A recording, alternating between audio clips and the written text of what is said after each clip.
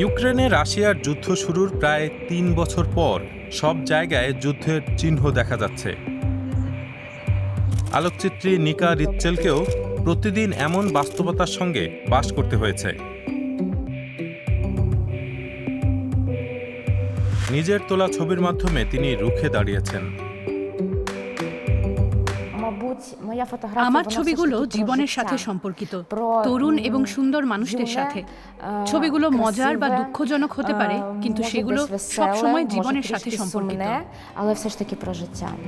কিয়েভের এক স্টুডিওতে নিকা ব্যালেরিনাদের ছবি তোলেন। যুদ্ধের আগেও তিনি এগুলোকে ছবি তোলার একটি বিষয় হিসেবে আবিষ্কার করেছিলেন। 2018 সালে নিকা প্রথম একজন ব্যালেরিনার প্রতিকৃতি তৈরি করার পর মুগ্ধ হয়ে গিয়েছিলেন। সে কারণে যুদ্ধের মধ্যেও এটি নিয়ে কাজ করে গেছেন তিনি। এই ছবিগুলো প্রমাণ করছে যে আমরা এখনো বেঁচে আছি। 2023 সালের মে মাসে প্রায় প্রতিদিন প্রতি মুহূর্তে অনেক বোমাবর্ষণ হচ্ছিল। তার মধ্যেই আমরা এই স্টুডিওতে কাজ করতাম আর জানলার বাইরে তাকিয়ে ক্ষেপণাস্ত্র হামলা দেখতাম। কিন্তু আমরা কাজ চালিয়ে গিয়েছি, কারণ কেউ আমাদের পরাজিত করতে পারবে না।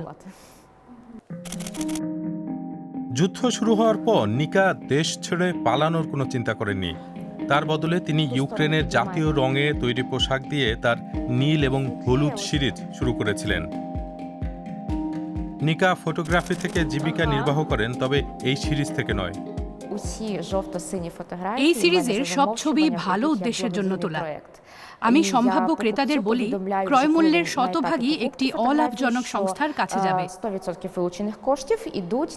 কিন্তু আমি সিদ্ধান্ত নিই না যে কোনটি। ছবির মডেল তা নির্ধারণ করে।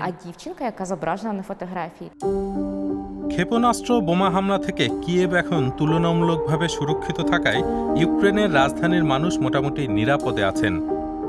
তারপরও তারা কখনোই সহজে শ্বাস নিতে পারেন না, কারণ এখনও কিছু রুশ হামলা সফল হয়ে যায়।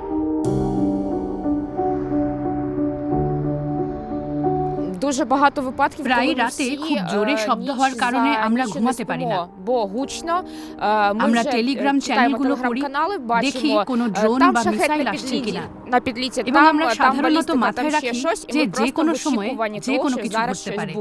আমরা আমাদের বন্ধু বান্ধব এবং পরিবারের সবাই সব সময় একটা ভয়ের অনুভূতির মধ্যে থাকি।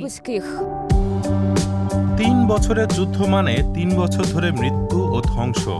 বেশিরভাগই পূর্ব ইউক্রেনের যুদ্ধ বিধ্বস্ত অঞ্চলে হয়েছে। সামরিক ও বেসামরিক মৃত্যুর নির্ভরযোগ্য পরিসংখ্যান হয়তো নেই, কিন্তু তা কয়েক লাখ হবে।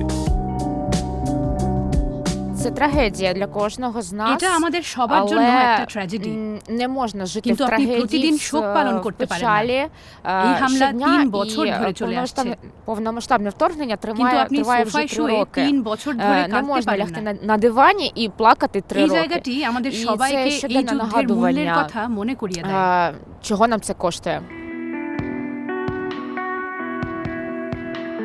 তাই নিকা স্টুডিওতে ছবি তোলার কাজ চালিয়ে যাচ্ছেন। যুদ্ধের মধ্যেও জীবন চলতে থাকে, আর এই আশাও থাকে যে একদিন যুদ্ধ শেষ হবে। আমি সত্যিই বিশ্বাস করতে চাই যে শেষ পর্যন্ত আমরা একটি স্বাধীন ইউক্রেনে বাস করব। আমরা সবাই স্বাধীন হব। এগুলি শুধু খালি কথা হবে না। আমাদের প্রতিবেশী এবং তারা আমাদের উপর যে ছায়া ফেলেছে তা থেকে মুক্ত হব।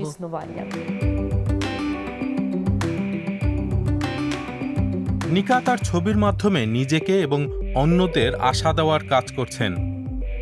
একটি স্বাধীন ইউক্রেনের শান্তিপূর্ণ ভবিষ্যতের আশা করছেন তিনি।